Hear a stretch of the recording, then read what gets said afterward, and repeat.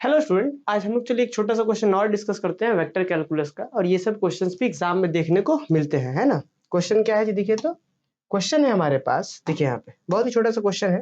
Question बोला गया कि prove that del cross del phi. अब यहाँ पे क्रॉस बोल दिया गया था। आपको पता है डेल क्रॉस का मतलब होता है कर्ल। तो मतलब कर्ल डेल फाई निकालना है मुझे। मतलब कर्ल और डेल फाई, देखिए स्केलर फंक्शन है तो इसको डेल फाई को क्या बोलते हैं, ग्रेडियंट फाई। और ग्रेडियंट फाई अंदर में और यहाँ पे है तो क्या बोलेंगे, कर्ल ऑफ ग्रेडियंट फाई, है ना। तो इसी को लिखा है कि del cross del phi equal to 0 proof करिए, या फिर एग्जाम में बोल देगा कि curl of gradient phi equal to 0 proof करिए। कभी कभी ये शॉर्ट क्वेश्चन भी पूछा जा सकता है और कभी कभी इसके साथ वाला क्वेश्चन थोड़ा बड़ा और ये छोटा क्वेश्चन मिला करके लॉन्ग क्वेश्चन बन जाता है। तो क्वेश्चन में क्या करेंगे, क्या भाई हम सबसे पहले यहाँ पे देखिए कैसे करेंगे। हम यहाँ पे चलना शुरू करेंगे। We have curl gradient phi equal to curl gradient phi, यही से लेके चल रहा है, इक्वल टू क्या होता है, डेल क्रॉस डेल फाई। आपको पता है स्टूडेंट, डेल क्रॉस रहने दीजिए। और आपको पता है डेल का वैल्यू क्या होता है जी। तो डेल का वैल्यू स्टूडेंट होता है हमारे पास, सब बच्चों को पता ही है कि डेल का वैल्यू क्या होता है, i del by del x plus j del by del y plus k del by del z, ऐसे होता है डेल का वैल्यू। अगर इसके साथ फाई लगा दिया जाए तो यहाँ पे क्या लग जाएगा, फाई लग जाएगा ऐसे। और फाई चूंकि क्या है सब पे आ जाएगा, तो i del phi by del x plus j del phi by del x plus k del phi by del y. Del phi by del z तो वही चीज हो गया, del as it is cross, ठीक है। तो डेल फाई का value क्या हो गया है, i del phi by del x plus j del phi by del y plus k del phi by del z. यहाँ तक कोई दिक्कत नहीं।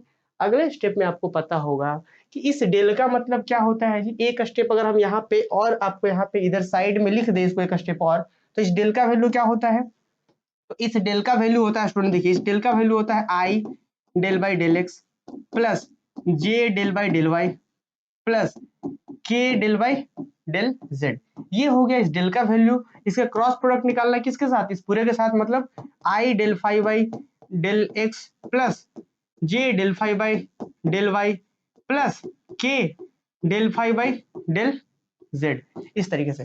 तो अब दो वेक्टर का क्रॉस प्रोडक्ट निकालना है, दोनों ही तो वेक्टर ही है ना। देख लीजिए यहाँ पे एक स्टेप स्किप किया गया है, पर कोई नहीं। यहाँ पे क्या है जी, दोनों ही वेक्टर तो आपका क्या है, अब देखिएगा ये भी एक वेक्टर ये भी एक वेक्टर, तो इसके बाद ये स्टेप लिख दीजिएगा, ठीक है। इसके बाद हम लोग इस स्टेप को लिख देंगे, उसके बाद आगे जाइए भाई। अब दो वेक्टर क्रॉस प्रोडक्ट कैसे निकलता है, आई जे का कोफिशिएंट रख दीजिए डिटरमिनेंट बाय आई जे के। पहले vector coefficient del by del x del by del y del by del z, del by del x del by del y del by del z. दूसरे coefficient del phi by del x del phi by del y, लिख दिया हमने del phi by del z. अब क्या करते हैं जी, हम लोग आई को यहाँ पे रखेंगे, फिर बाकी ये माइनस क्या होगा, ये इसके साथ होगा माइनस दिस, यही ना। तो del by del y del phi by del z del, तो क्या होगा, अब हम इसको डायरेक्टली गुना ही क्यों ना कर ले। गुना मतलब कि del phi by del y क्या होगा, एक स्टेप यहाँ पे और भी स्किप किया गया है, ठीक है।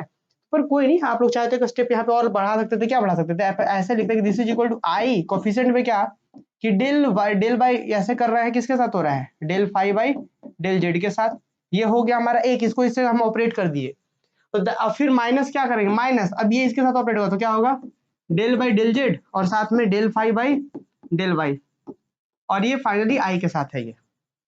अब अगर इसका डायरेक्ट आंसर लिखेंगे तो क्या होगा, del two phi by del y del z, del two phi by del y del z, फिर del two phi by del z del y, del two phi by del z del y direct i के साथ, फिर plus जे cap.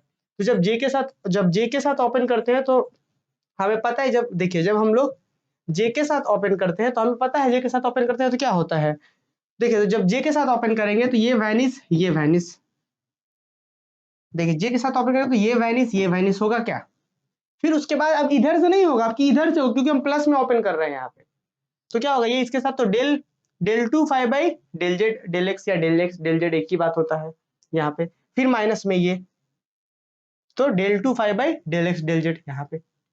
अरे बस समझ गए, यहाँ पे डेल जेड डेल एक्स, यहाँ पे डेल एक्स। अब आपको पता ही है स्टूडेंट, यहाँ पे एक बात आप सब बच्चों को पता ही होगा कि या तो डेल एक्स डेल जेड लिखिए या डेल जेड डेल एक्स लिखिए, दोनों का वैल्यू सेम है। तो मतलब ये पूरा क्वांटिटी और ये पूरा क्वांटिटी दोनों ही क्वांटिटी सेम है, तो फाइनली कट के तो ऐसे ही जीरो हो जाएगा।